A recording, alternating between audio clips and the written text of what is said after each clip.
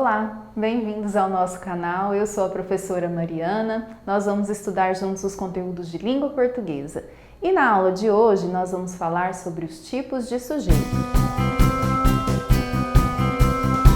Em língua portuguesa, há diferentes sujeitos que nós precisamos prestar atenção no momento da construção do enunciado. Vamos analisar cada um deles agora.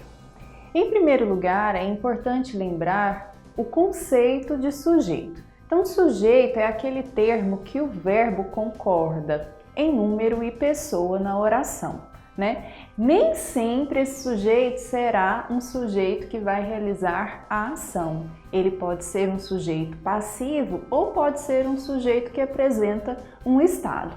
Veja pelos exemplos. Pedro foi ao cinema. Perceba que nesse caso do número 1, o sujeito Pedro realiza a ação de ir ao cinema. Então, essa ação é realizada pelo sujeito, ele é agente da ação verbal. Em 2, Pedro está feliz com o novo emprego. Aqui não há realização de uma ação em si, mas fala de um estado do sujeito, né? O estado de estar feliz. No terceiro, o palestrante foi cumprimentado pelo jornalista.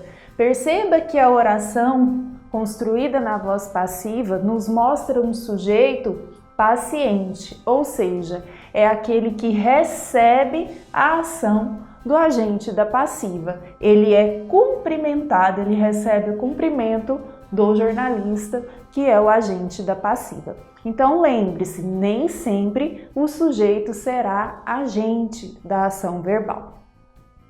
Sobre os tipos de sujeito, é importante nós analisarmos, em primeiro lugar, se ele possui um núcleo só ou dois núcleos. Veja o exemplo. Os alunos foram ao cinema. João e Maria foram ao cinema. Perceba que na oração 1, nós temos aqui o sujeito os alunos composto por um único núcleo, que é o substantivo alunos, portanto caracterizando um sujeito simples.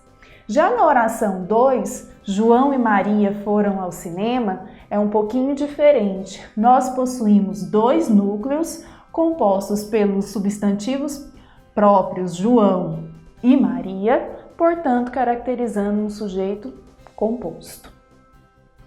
Veja esses outros exemplos.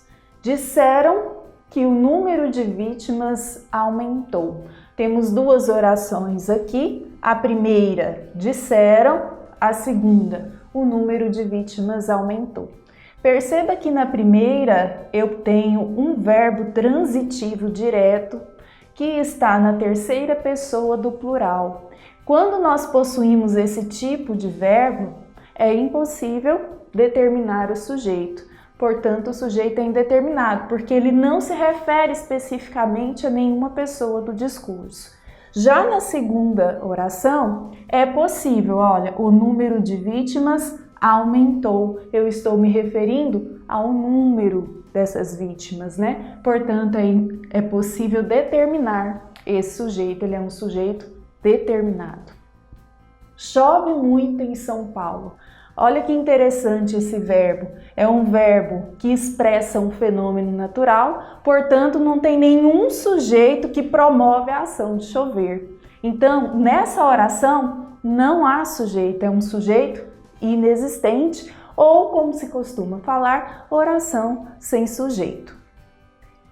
Então, dentro dos tipos de sujeito na língua portuguesa, nós temos o sujeito simples, o composto, sujeito oculto ou elíptico, sujeito indeterminado, oração sem sujeito ou inexistente, tá?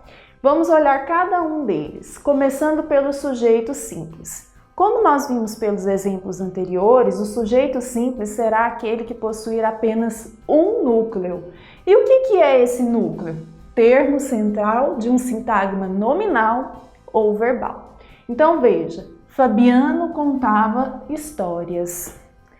Quem contava histórias? Fabiano. Temos um sujeito composto por um substantivo próprio, núcleo do sujeito, um único núcleo, portanto, um sujeito simples. Os alunos do ensino médio foram ao cinema. Perceba que agora nós temos um sujeito bem extenso, os alunos do ensino médio, porém o núcleo desse sujeito é o substantivo alunos, um único núcleo, portanto, sujeito simples. Alguém quebrou a janela da escola. Quem quebrou a janela da escola? Alguém. Agora eu possuo um sujeito que é expresso por um pronome indefinido. Um único pronome, um único núcleo com função de sujeito, portanto, sujeito simples desta oração. Vamos agora comparar com o sujeito composto. Diferente do sujeito simples, ele possui mais de um núcleo, 2 ou mais. Então vamos ver os exemplos.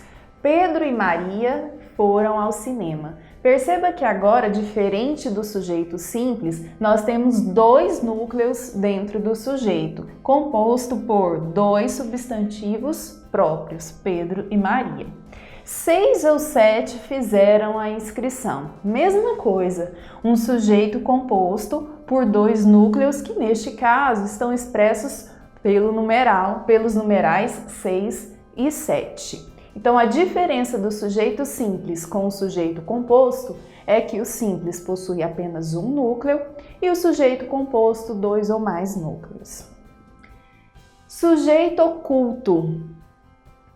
O sujeito oculto é aquele que não está expresso explicitamente na oração, mas é possível determiná-lo pela desinência verbal. Então, olha, nesse primeiro caso, gosto de morangos.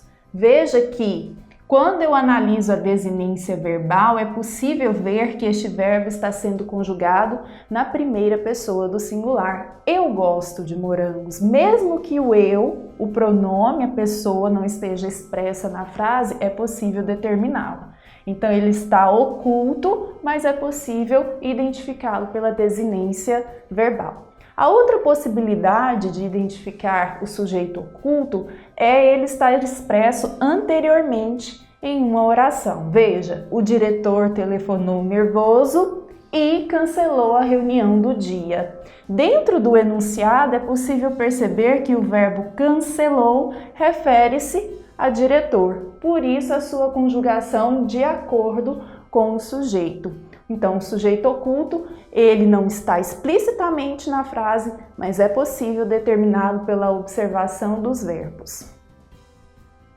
O sujeito indeterminado. Como nós vimos lá no início da aula, é aquele sujeito que vai ter um verbo transitivo direto flexionado na terceira pessoa do plural. Portanto, não é possível determiná-lo nem pelo contexto, nem pelo verbo. Tá? Então, incendiaram vários ônibus. Perceba que é um verbo transitivo direto. Incendiaram o quê? Vários ônibus. Então, verbo transitivo direto na terceira pessoa do plural vai caracterizar um sujeito indeterminado. Oração sem sujeito. Nós também vimos lá no início, a possibilidade da realização da oração sem sujeito. Existem alguns casos específicos para que haja esse tipo de sujeito inexistente ou oração sem sujeito em língua portuguesa. O primeiro deles diz respeito àquele que a gente falou lá no início da aula, nos verbos que expressam fenômenos naturais. Então, olha, no inverno anoitece mais cedo. Perceba que não há um agente que faz o ato de anoitecer, é um fenômeno natural. Portanto, é impossível ter um sujeito aqui, sujeito inexistente no caso. Mas pode ser também com o verbo haver na acepção de existir, porque neste caso o verbo é impessoal, como a gente já estudou em outras aulas. Olha, houve sérios casos de dengue hemorrágica naquela cidade. Então, o verbo haver no sentido de existir, ele é um verbo impessoal, o que vai caracterizar sujeito inexistente na oração em que ele estiver inserido. Com o verbo haver, quando indica tempo decorrido, mesma coisa. Neste caso, ele também é um verbo impessoal, portanto, não vai se referir a nenhuma pessoa do discurso. Ele vai, dentro da oração em que estiver inserido, ele vai caracterizar uma oração com sujeito inexistente. Com os verbos ser, estar, fazer e ir na indicação de tempo em geral ou relacionados a fenômenos da natureza. A mesma coisa. Nesses casos, na indicação de tempo ou de fenômenos naturais, eles também são impessoais. Portanto, vão caracterizar a oração sem sujeito. Olha o exemplo. É ainda muito cedo. Está tarde. Faz 2 anos que não viajo. Então agora, para que a gente possa praticar um pouquinho sobre esses tipos de sujeito, vamos aqui analisar essas orações. Olha, classificando os sujeitos de cada uma delas. Meus amigos e eu organizamos um evento jamais esquecido. Então vamos identificar o verbo organizamos. E antes do verbo vamos fazer uma pergunta. Quem organizou um evento jamais esquecido? Meus amigos e eu. Então eu tenho aqui o sujeito da minha frase, composto por um substantivo e por um pronome substantivo também, que é o pronome pessoal eu. Portanto, eu tenho 2 núcleos, o que vai caracterizar um sujeito composto. Preciso de seu carinho para sentir-me segura. Então, olha, tenho aqui um verbo cuja desinência verbal vai me mostrar o sujeito oculto dessa oração. O que precisa? Quem precisa de seu carinho? No caso, a resposta do verbo pela desinência será eu. Eu preciso do seu carinho. Então, aqui eu tenho um sujeito oculto. Faz 2 anos que não vou a Brasília. Tem o verbo fazer, indicando tempo decorrido, portanto é um verbo impessoal, não faz ligação nenhuma com a pessoa do discurso, portanto eu terei um sujeito inexistente ou oração sem sujeito. A vida reserva-nos grandes surpresas. Verbo identificado, faço a pergunta antes do verbo. Quem reserva-nos grandes surpresas? A vida. E aqui nesse sujeito eu tenho um substantivo apenas. Portanto, um único núcleo. Sujeito simples. Comentaram sobre os novos empreendimentos imobiliários. Tem um verbo transitivo direto. Veja, se eu interrompo a minha oração no verbo, comentaram. Perceba que o verbo vai pedir complemento verbal. Comentaram o quê? Então, verbo transitivo direto. Está na terceira pessoa do plural, portanto, eu vou ter um sujeito indeterminado. Esses são os casos de sujeito. Essa foi a nossa aula de hoje, eu espero que vocês tenham gostado. Não se esqueçam de curtir e compartilhar o nosso vídeo, se inscreva no nosso canal e se ficou alguma dúvida sobre os assuntos tratados nessa aula, é só acessar os links na descrição do vídeo. A gente se vê na próxima aula.